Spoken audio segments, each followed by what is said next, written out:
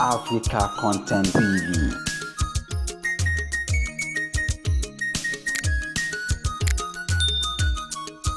Ẹ káàbọ̀ sí orí ìkànnì African Content TV níbi tí a ti ń mú àwọn ètò gbajúgbajà ìròyìn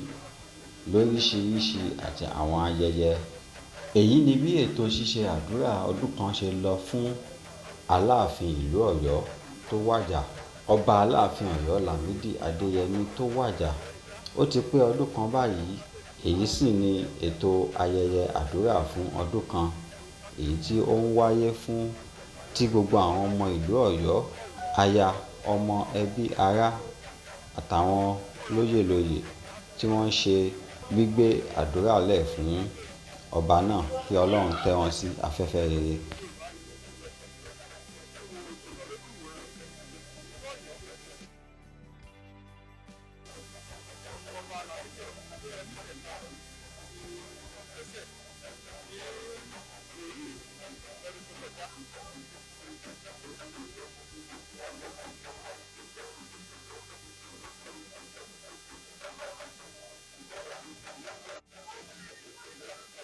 Fi ilẹ̀ Ọlọ́run má jẹ́ ó bàjẹ́.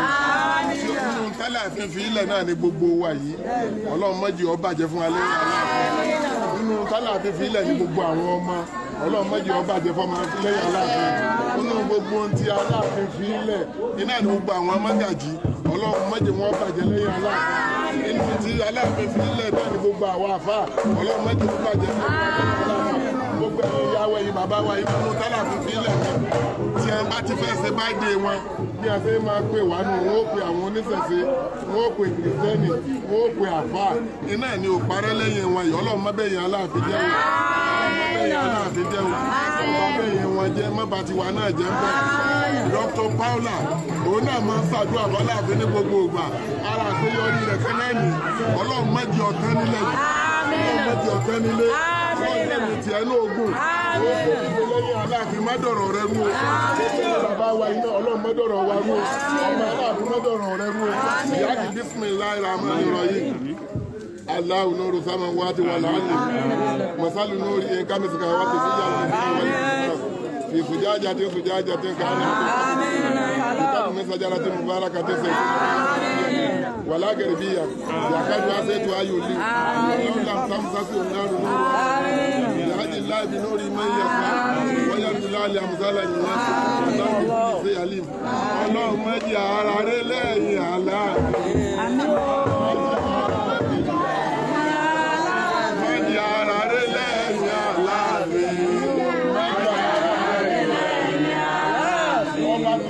lánàá wa Ọlọ́run yẹn fún wa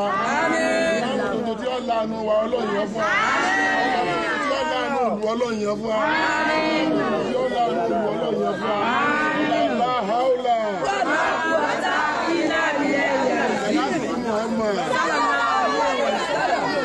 ọ̀yà sàdúrà ọmọ náà fẹ́ sàdúrà Aláàfin ṣe sọ wọ́n ní bí kábíyèsí ṣe máa ń ṣe ní bàbá kúlẹ̀fù náà lélẹ̀ èyí tí Aláàfin ti mú tọ̀yọ́ bàbá wọn ìlú àfin Ọ̀yọ́ la wà kábíyèsí Aláàfin Ọ̀yọ́ la wà èyí dẹ̀ ní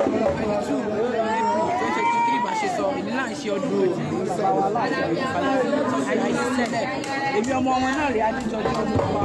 gbogbo ìyẹn ti mọ̀ ní ọmọ kíngì torí náà kọ́ àwa ṣàdúrà fún bàbá wa lẹ́nu ẹ̀yìn wọn tó ti fi sílẹ̀ kò ní bàjẹ́ àwọn tó náà tó ti lọ sọ́run náà Ọlọ́run bá tẹ́ wọn sáfẹ́fẹ́ rere ìlú Ọ̀yọ́ ò ní bàjẹ́ àtẹ̀wọ́ fún wa láti bàtà ti wà kékeré Ọlọ́run bá tó fún wa lẹ́sàn tí ẹ̀yìn náà ìlú dàgbà ìjọba lọ bí àgbáre àwọn ní ṣayẹyẹ tó dára fún mi ẹ ṣé mo dúpẹ́ gbogbo àwọn tó wá ẹ ṣé àdúpẹ́ lọ́wọ́ aláwòlà ẹ má bínú pé Yorùbá mi ò jọ àdúpẹ́ pásítọ̀ ní báyìí ó kù àdúrà láti ẹnu àwọn bàbá wa pásítọ̀ tó a ti ṣẹ̀ṣẹ̀ ṣe a ti ṣe ìlú a ti ṣe ẹ̀sìn ìbílẹ̀ aṣọ ẹ̀sìn ọjọ́ ìbílẹ̀ a ti ṣe àfà àti pásítọ̀ àti pásítọ̀ nìyí bàbá ẹgbẹ́ kábíyèsí ọ̀la ìwọ̀n láti ọ̀la ní ẹni bó ṣe máa ṣe orí náà kọ́ bá a ṣe ṣe náà Aláàfin. ṣàdúrà lọ́wọ́ báyìí kìrìsìtẹ́nì kan ni wọ́n fẹ́ wá ṣe àdúrà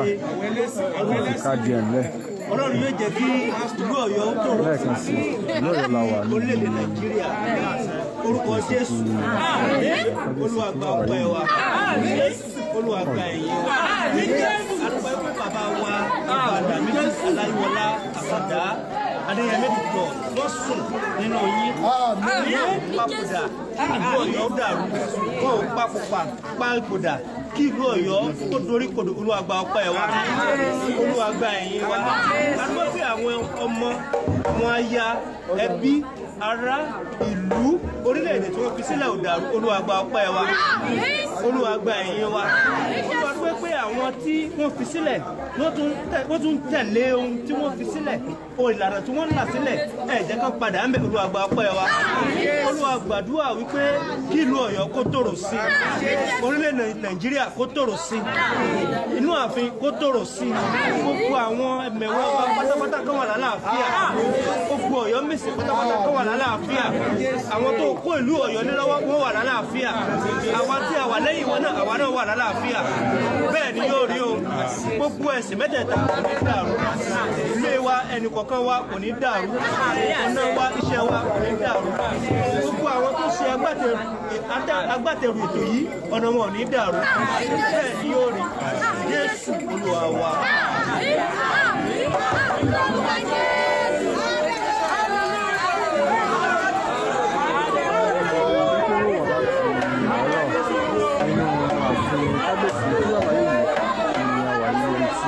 Ẹlẹ́sìn kẹta tí wá láti wá ṣe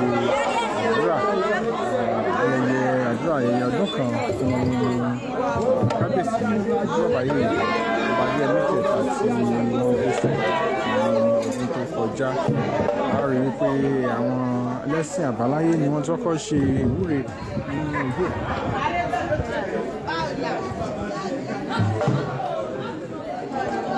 Àwọn ẹlẹ́sìn àbáláyé ló ti kọ́kọ́ ṣe ìwúre fún kábíyèsí ní ojú oòrùn láàárọ̀ ikú tó di pé wọ́n wá sí inú ààfin àárẹ̀ ìpín nínú ààfin náà àwọn ẹlẹ́sìn àbáláyé tún tẹ̀síwájú nínú ìwúre ó tó di pé chief imam inú ààfin àti pásítọ̀ kan nínú ààfin náà wá láti wá ṣe àdúrà fún kábíyèsí. Ọ̀pọ̀lọpọ̀ àwọn tí ó wà ní ibi ayẹyẹ yìí ni ó jẹ́ ọ̀pọ̀lọpọ̀ àwọn tí ó wà ní ayẹyẹ yìí ni wọ́n jẹ́ àwọn ẹlẹ́sìn àbáláyé ìlú Ọ̀yọ́ àti àwọn kọ̀ọ̀kan tí ó jẹ́ ẹbí àti ará kábíyèsí tí ó gbéṣẹ̀. Ìbéèrè tó wà lẹ́nu kálukú báyìí náà ni pé gbàwó lọ́ba tuntun máa dé, ṣùgbọ́n ká ṣáájú kí ọba tuntun tó dé àwọn ẹlẹ́sìn àbáláyé ni wọ́n ń ṣe ìrántí kábíyèsí fún bàbá yìí tí ó gbéṣẹ̀ lọ́dún tó kọjá. Ní ìgan ló pé ọdún kan tí kábíyèsí gbéṣẹ̀. Ìkànnì BBC News Yorùbá ni a ti mú ayẹyẹ ìrántí ikú kábíyèsí fún bàbá yìí Adeyemi kẹta ìrántí ọdún kan tí kábíyèsí gbéṣẹ̀ òní wọ́n ń ṣe lọ́wọ́lọ́wọ́ báyìí fún kábíyèsí.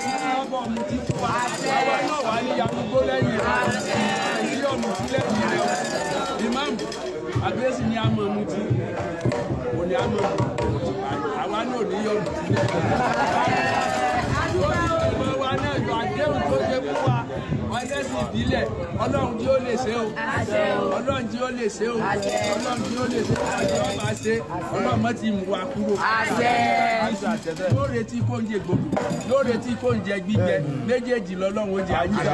Ọlọ́run ní dàrú láàrin ìṣẹ́sí àti mọ́lé Ọlọ́run ní dídá àti ìbílẹ̀ àtàwọn àti oríṣà yìí àti kírísítẹ́nì Ọlọ́run ní dídá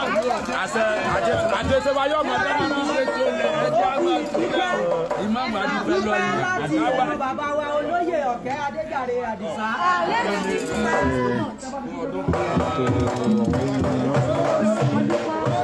Lọ́wọ́lọ́wọ́ báyìí tí a ti láti àárọ̀ wá rí pé àwọn ẹlẹ́sìn mẹ́ta náà ni ó kóra ọjọ́ pọ̀ láti a ṣe ayẹyẹ ìrántí ọdún kan fún kábíyèsí tí bàbá Yorùbá Adéyẹmí tí ó gbéṣẹ̀ ní ọdún tó kọjá. Kàní BBC News Yorùbá la wà yìí nínú ààfin kábíyèsí tí bàbá Yeye ní àwọn tá a ti mú ayẹyẹ ìrántí ọdún kan kábíyèsí tí bàbá Yeye Adéyẹmí kẹta wá sí ojú ìwọ̀n.